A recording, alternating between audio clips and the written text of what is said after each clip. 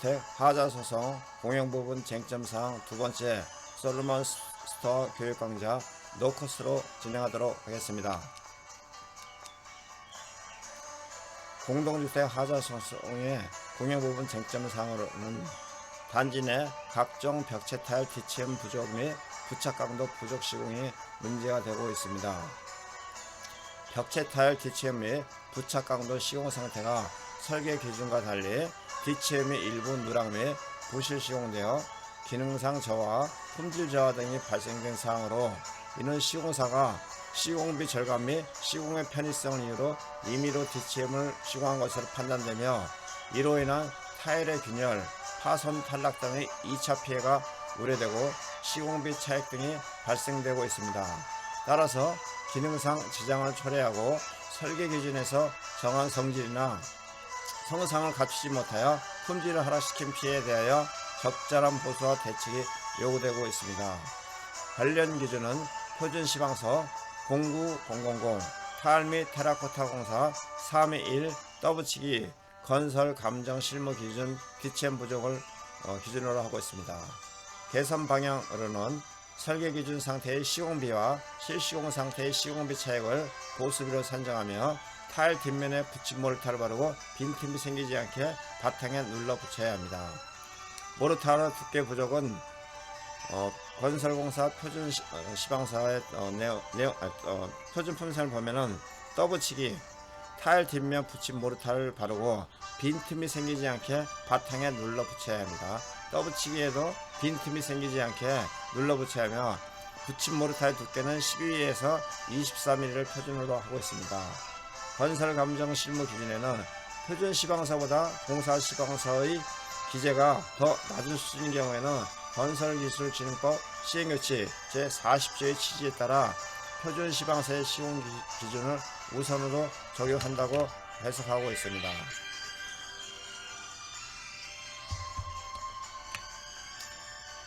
압착 붙이기 방법에는 붙임 모르타의 두께는 타일 두께의 2분의 1 이상으로 하고 5 내지 7mm 정도의 표준으로 하여 붙임바탕에 바르고 자막대를 눌러 표면을 고르게 하여야 합니다.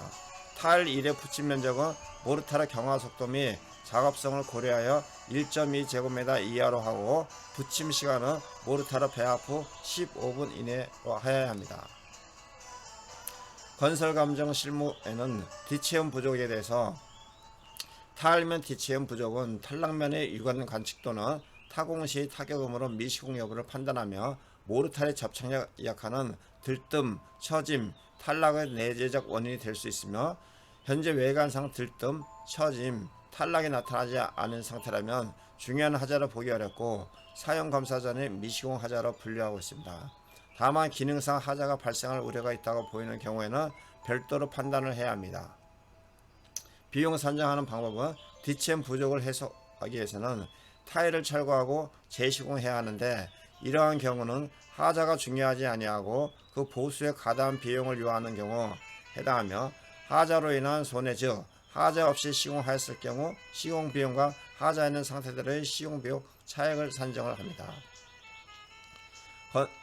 건설공사 표준 품셈에 보면은 떠붙이기 공법과 압착 공법에 비용 차이가 거의 없습니다. 그러나 우리나라 현재 시공하는 방법은 거의 관행대로 떠붙이기 공법할 때 타일면에 있으면은 몰타를 둥그렇게 두 군데 정도 바르기 때문에 코너 가운데 모서리에 빈 공간이 많이 생기고 있습니다.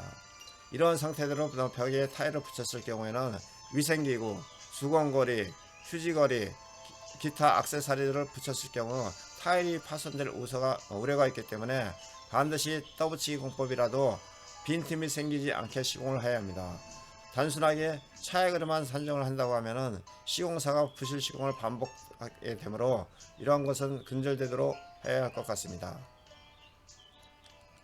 다음은 단지 내 수목 품종 및 규격 부족 시공에 대해서는 수목은 품종 및 규격이 설계 기준에서 정하는 품질 기준과 달리 축소 시공될 경우 기능상 지장과 시공비 차액, 품질 하락 등이 발생되고 있습니다.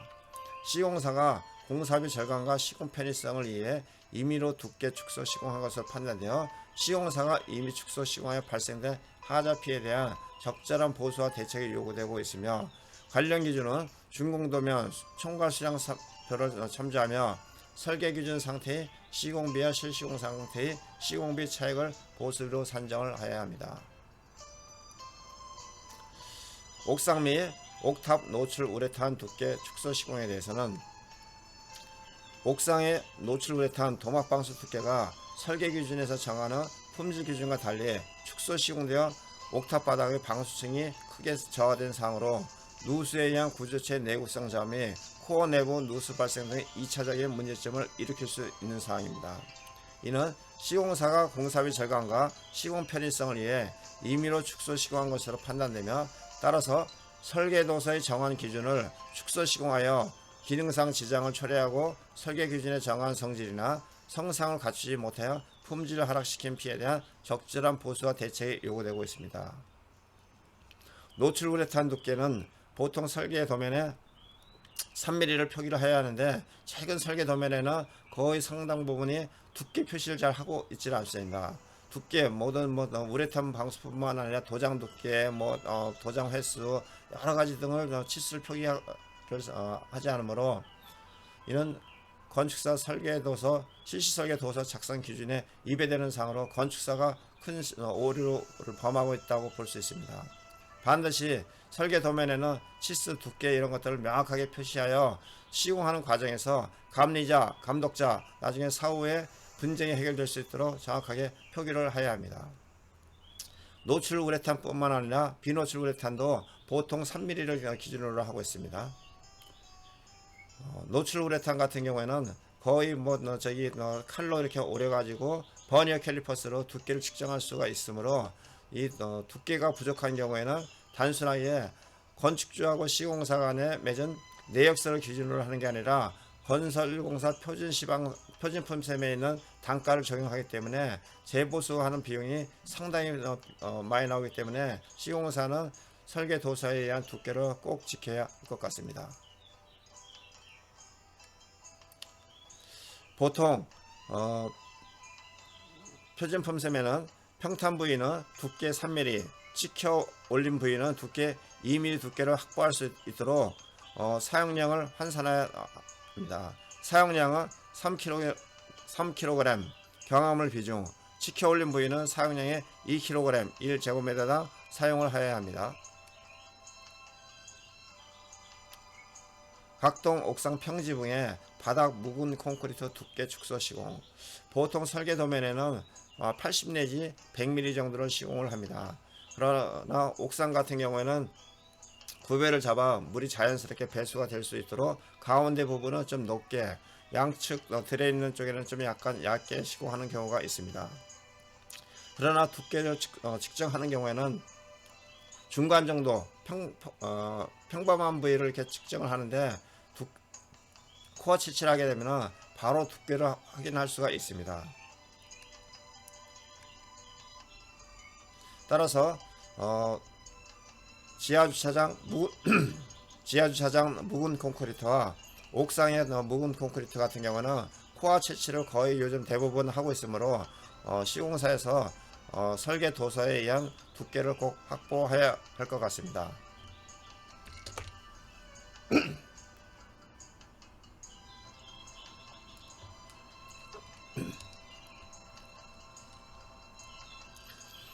아파트 공용 부위에 비트에 있는 경우에는 일부 조적벽체를 쌓는 경우가 있습니다. 조적벽체에 시멘트 몰타를 바르는 경우에는 보통 내부이므로 두께를 18mm 정도로 시공을 해야 하는데, 코어 채취를 했을 경우에 18mm가 부족한 경우가 많이 있습니다. 이 또한 역시 시공사와 건축자 간에 맺은 내역서를 하는 게 아니라 건설공사 표준 시방서의 단가를 적용하기 때문에 보수하는 비용이 상당히 많이 나올 수가 있습니다. 보통 내벽 같은 경우에는 초벌 7mm, 재벌 7mm, 정벌 4mm, 합계 18mm 합니다.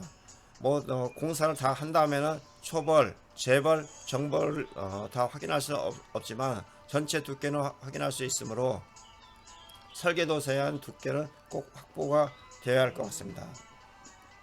천장은 15mm, 바닥은 24mm, 외벽은 23mm 시공을 합니다. 지하주차장 묵은 콘크리트 두께 축소 시공에 대해서도 아까 옥상 묵은 콘크리트와 같이 보통 10cm 정도를 합니다. 경우에 따라서는 12cm, 15cm 정도가 되는데 설계 도세 최소 10cm 정도를 되어 있기 때문에 중앙 부위하고 트렌치 있는 부위하고 중간 정도 두께를 측정하면 됩니다. 최근 모 건설회사에서 임대 아파트 짓던 건설회사가 분양 아파트 시공을 하면서 지하 주차장 거의 한 700대 구간 세배하면 거의 한 2000대 되는 구간을 묵은 콘크리트 없이 매트 콘크리트를 기계 미장을 한 다음에 트렌치 매트 콘크리트를 카팅해 가지고 시공하는 경우가 있습니다. 이런 경우에는 구배 잡기도 힘들지만 트렌치를 만들기 위해서 카팅 후 액체 방수를 할 경우에는 그 두께가 최소 5cm에서 한 20cm 정도가 되는데 제가 절단했을 경우에 철근이 나오지 않았습니다.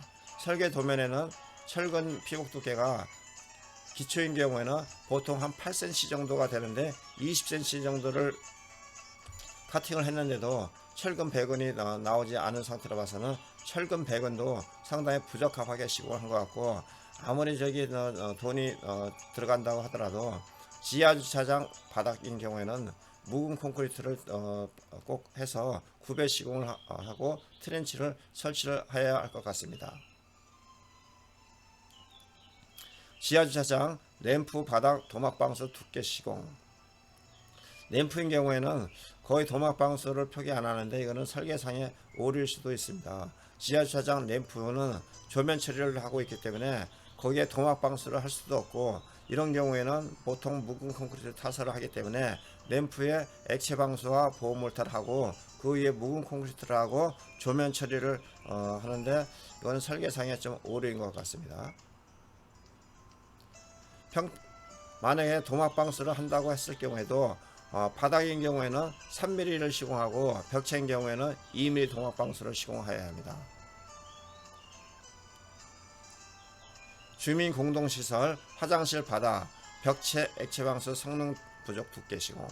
이거는 주민 공동시설 뿐만 아니라 지하주차장 바닥 벽체 전위 부분의 화장실 발코니 바닥 벽체 모든 액체방수가 들어가는 경우에는 최근에는 거의 상당 부분 시공사 하자 접출업체에서 호화 채취를 해갖고 액체방수층의 두께와 보호 몰타의 두께를 측정하기 때문에 요즘은 시방서에 설계 액체방수층 두께에 표기가 명확하게 나와 있지는 않지만 표진품 셈에는 시멘트 모래 사용량이 있습니다. 그거를 역산으로 하게 되면 두께를 확인할 수가 있기 때문에 그 두께가 부족한 경우에 부적합 시공으로도 볼 수가 있기 때문에 시공사 특히 설계사무소에서는 이런 두께 표시라든가 두께에 맞는 표진품 셈에 맞는 두께를 꼭 시공을 해야 할 것 같습니다.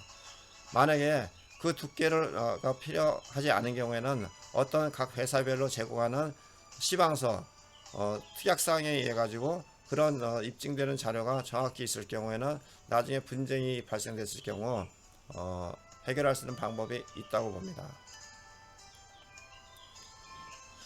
액체방수를 할 경우 바닥인 경우에는 바탕면 정리, 방수층 시멘트 페이스트 1차, 방수층 침투, 방수 시멘트 페이스트 2차, 방수 모르타르 이렇게 5개층 정도를 시공을 합니다. 이런 경우 보통 방수층의 두께는 바닥인 경우에는 한 12mm 정도가 됩니다.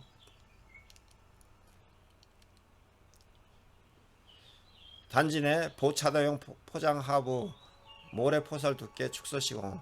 보통 아파트 단지에는 보도블록을 많이 까는데 1, 2년 정도만 지나면은 상당 부분 처짐이 발생되는 경우가 있습니다. 그래서 최근에는 바닥 전체 단지를 묵은 콘크리트를 타설하고 그 위에 한 8cm 정도 모래를 포설하고 보도블록을 시공을 할 경우에는 바닥의 처짐이 거의 발생되지 않고 있습니다.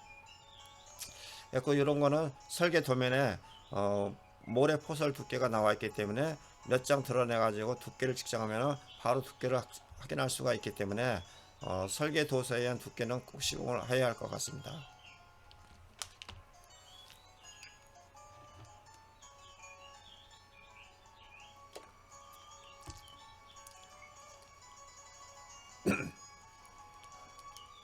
단지 내 어린이 놀이터 고무칩 두께 시공은 설계 도면에 어린이 놀이터 고무칩 두께가 75mm로 되어 있습니다. 75mm. 그러나 실제 시공을 50mm 시공을 했기 때문에 이것도 설계도서에 의한 부적합 시공으로 보면 비용 산정은 표준품 셈에 의한 차액으로 비용을 산정할 수가 있기 때문에 실질적으로 업체의 계약 단가하고는 상당한 차이가 있습니다. 단지 내 인조 잔디 두께 축소 시공 설계 도면에는 19mm로 되어 있는데 실제 시공은 13.6mm입니다. 이것도 표준품 셈에 의한 차액 보수 비용을 산정하기 때문에 상당한 보수 비용이 많이 나올 수가 있습니다. 지하 주차장 부속실 바닥 에폭시 코팅 두께 축소 시공 지하 주차장 바닥인 경우에는 에폭시 도장을 하는 경우가 있는데 이 또한 설계 도서에 정확한 두께 표시를 하지 않습니다. 보통 라이닝 경우에는 3mm 정도 하지만 코팅인 경우에는 0.3mm를 시공합니다. 0.3mm를 시공해야 하는데 이 현장인 경우에는 0.13mm 코팅의 2분의 1도 시공을 안 한 겁니다. 그러면 에폭시 라이닝에 비해서는 20분의 1도 더 시공을 안 했기 때문에 상당히 부적합 시공으로 볼 수가 있습니다. 웬만한 이렇게 고급 백화점이라든가 고급 브랜드에서 지은 단지에 가보면은 최소한도 이런 두께가 2mm, 3mm 정도가 나옵니다. 그런데 에폭시 코팅해갖고 0.3mm를 시공한다는 것은 말도 되지도 않는 공법을 설계도서에 적용한 것입니다. 따라서 건축사들은 설계도서에 분명하게 지하주차장 바닥인 경우에는 에폭시 라이닝 두께 3mm 표기를 정확하게 해야 하며 또한 천정에 수성 페인트 대신에 뿜칠인 경우에도 두께 10mm 정도는 해야 합니다. 이런 것들도 두께 표시를 명확하게 해서 시공하는 과정에서 감리, 나중에 분쟁이 발생될 경우도 해결될 수 있도록 두께 표시를 정확하게 해야 합니다.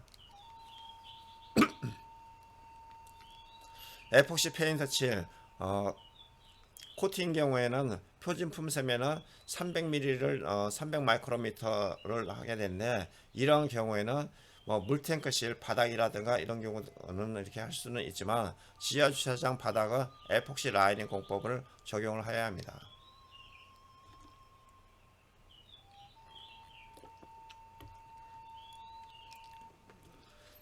지하 저수조 장비 패드폭 부족 시공 지하 주차장 지하 저수조 물탱크인 경우에는 반드시 기초를 시공을 하게끔 되는데 바닥에서 한 60cm 정도 이렇게 설계 도면에 나와 있습니다.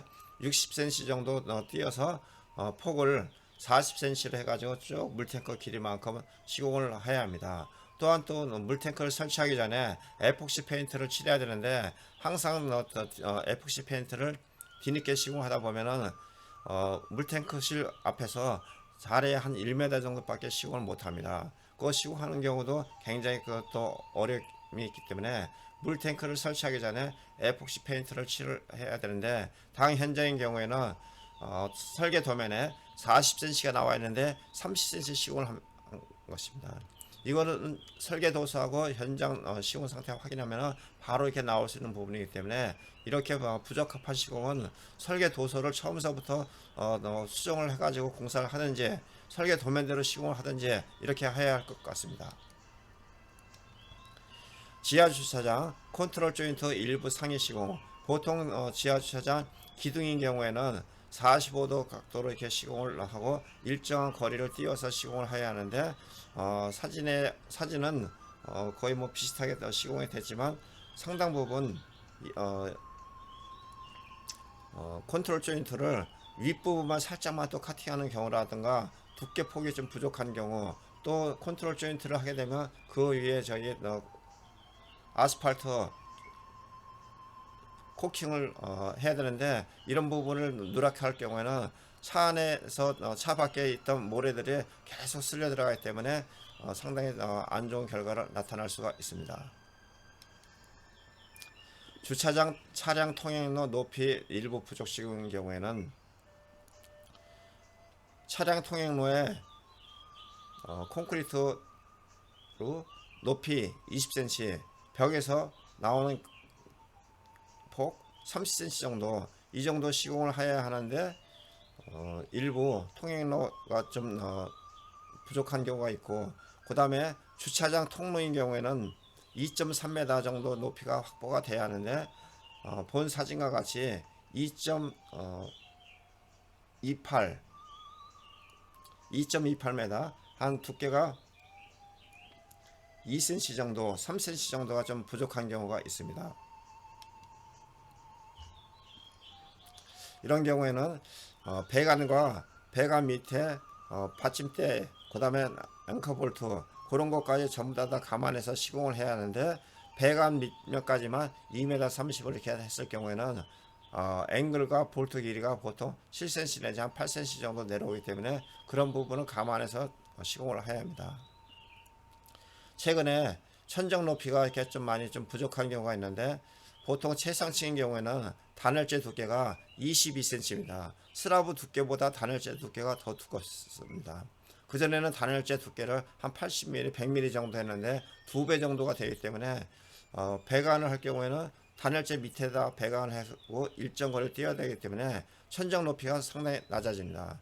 이것은 설계상의 큰 오류로 볼 수가 있습니다. 설계를 할 경우에는 슬라브 두께, 단열재 두께를 감안해서 설계 배관을 하려고 하면 지금 현재 치수보다 최소 10cm 내지 15cm를 더 높여서 시공을 해야 합니다. 단지 내 선원통 집수정 인입식 상위 시공인 경우에는 설계 도면에 의한 집수정을 설치를 해야 하는데, 집수정이 빗물바지가 치마가 돼 가지고 선원통 배관하고 이탈된 경우가 있습니다. 보통 평평한 부위에는 괜찮은데 성토를 많이 한 경우에는 빗물바지, 집수정 등이 치마가 될 수가 있기 때문에 성토한 후 다짐을 충분히 하고 나서 집수정과 빗물바지를 설치를 해야 합니다.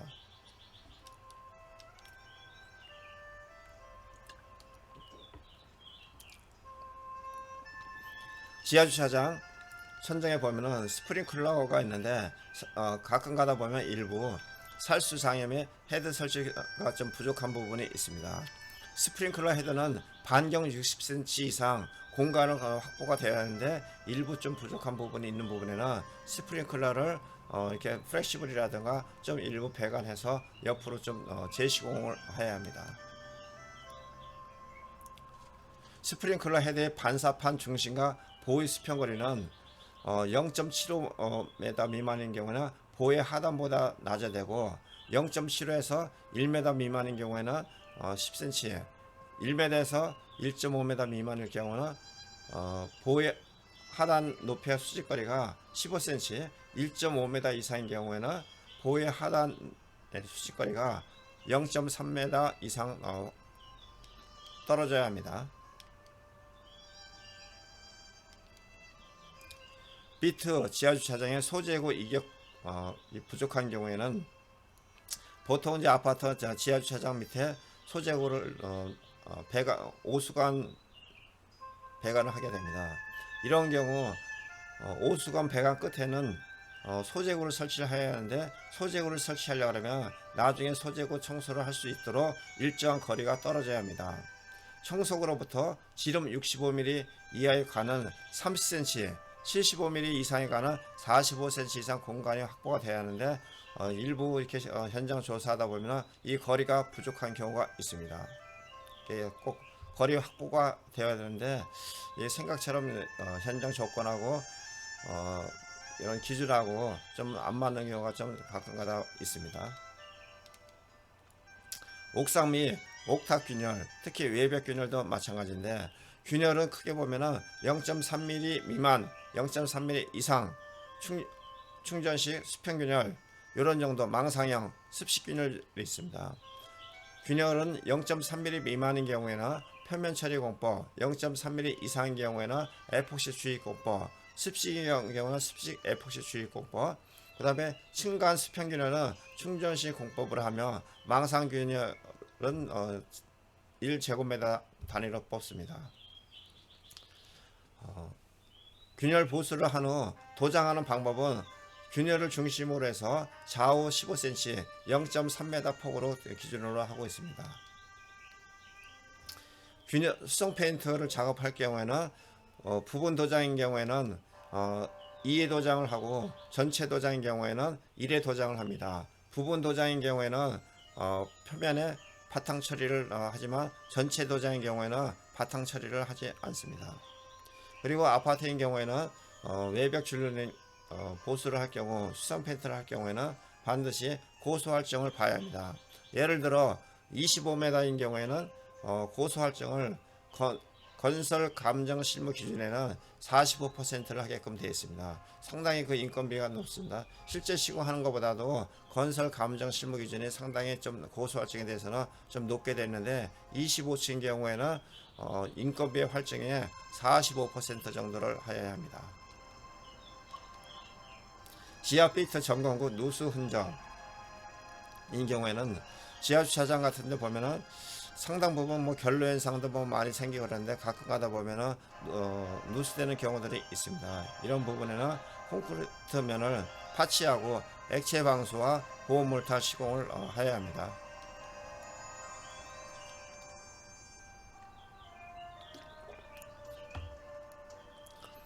지하 주차장 천장 같은 데 보면은 또 단열재 시공이 또 되어 있는데 단열재 시공을 할 경우에는 틈새가 벌어지지 않도록 틈을 메꿔야 되는데 메꾸지 않을 경우에는 콘크리트 타설 시 콘크리트가 단열재 틈새로 내려오는 경우가 있습니다.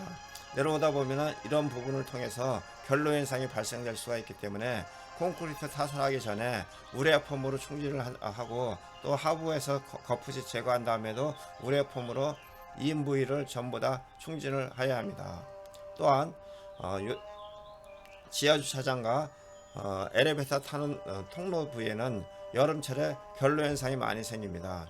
이게 어떻게 보면은 뭐 시공하자라고도 볼 수도 있지만 어떻게 보면은 설계상의 하자입니다. 설계 기준에 연결 통로 부위에 습기가 많이 발생되는 구간에는 공기조화 시설을 해갖고 환기를 해야 되는데 최근 1, 2년 전까지는 거의 이런 시설을 설치하지 않았기 때문에 결로 현상이 엄청나게 많이 발생되고 있습니다.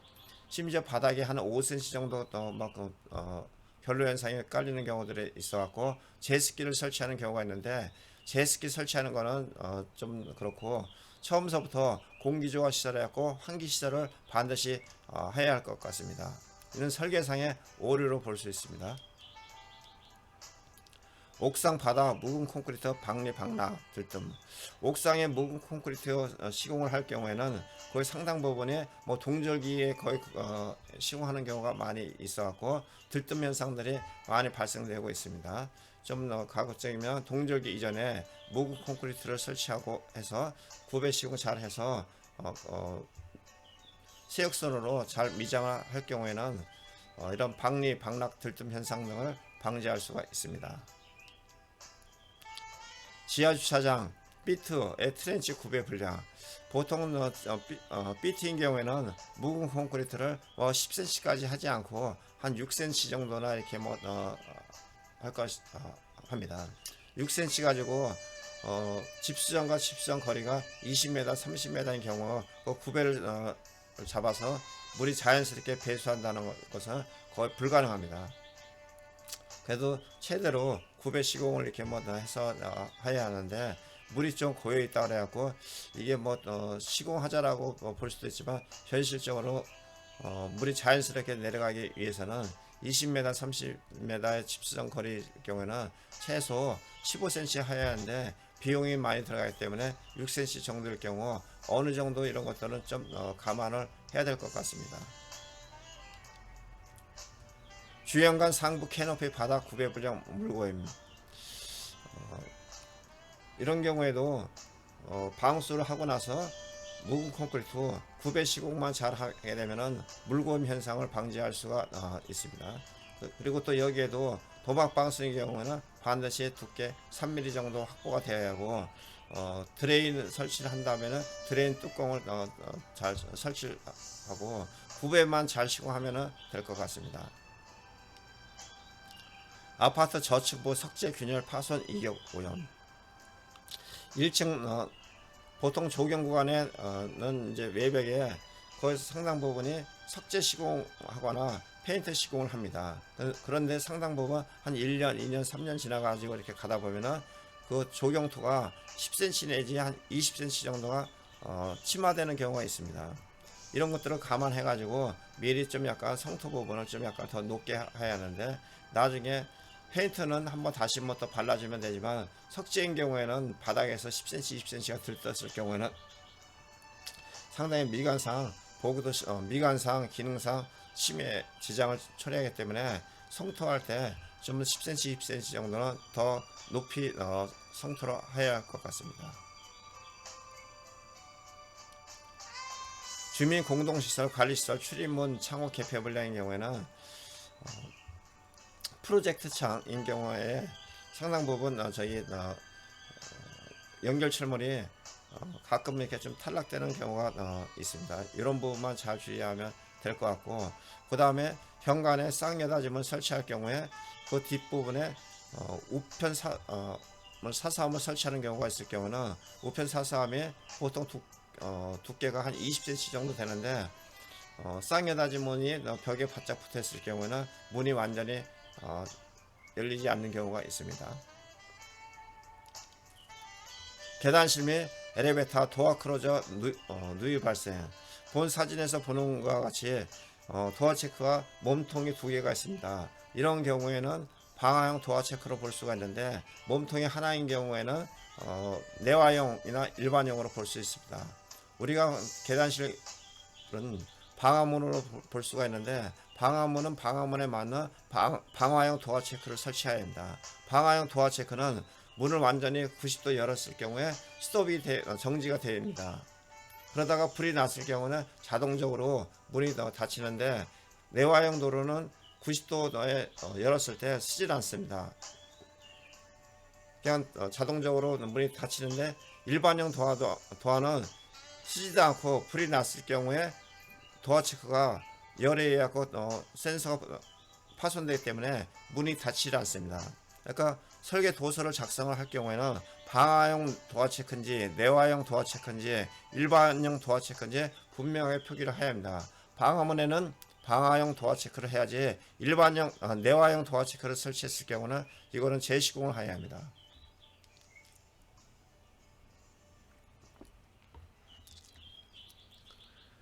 계단실 엘리베이터 도장 박리 방락 오염. 거의 뭐 상당 부분이 계단실 상층부에 보면은 층간 균열에서 도장이 좀 탈락되는 경우들이 있고 누수되는 경우들이 있습니다. 최근에 거의 뭐 상당 부분 무늬코트 시공을 하는데, 무늬코트 상도 시공을 안 해서 이 부분에 하자 소송의 단골 메뉴로 들어가고 있습니다. 상도 시공을 했을 경우에는 감미단은 상도 시공을 하는 장면이라든가 이런 사진 시공사에서 이런 품질 관리 감미단의 점검 할 때 그런 것들을 정확하게 근거 자료를 남겨놓고 사진 시공까지 첨부를 해야 합니다. 나중에 상도 시공했는지 그 여부를 판단하는 것은 시험 연구소에서도 그렇게 쉽지는 않습니다. 간단하게 또 할 수 있는 방법은 물을 살짝 뿌려놓고서 수성 사인펜으로 이렇게 칠했을 경우에 수성 사인펜 빨간색 색깔이 벽면에 많이 스며들면은 상도 시공을 안 했다고 볼 수 있고, 빨간색 사인펜이 흘러내리면은 상도 시공을 했다고 볼 수 있습니다. 이상으로 공동주택 하자 소송 공영 부분 쟁점사항 두 번째 시간에 대해서 같이 공부를 하였습니다. 아직 구독 신청하지 않으신 분은 구독 신청해 주시고, 본 내용이 좋다고 생각되시면 좋아요 눌러주시면 감사하겠습니다. 간단한 문의사항은 솔로몬 스토어 010-3003-3190, 다음 카페 야후건축 솔로몬 건설 분쟁연구소, 카카오톡, 트위터, 페이스북에서 본 내용을 같이 공유하도록 하겠습니다. 감사합니다. 다음에 좀 더 나은 내용으로 찾아뵙겠습니다.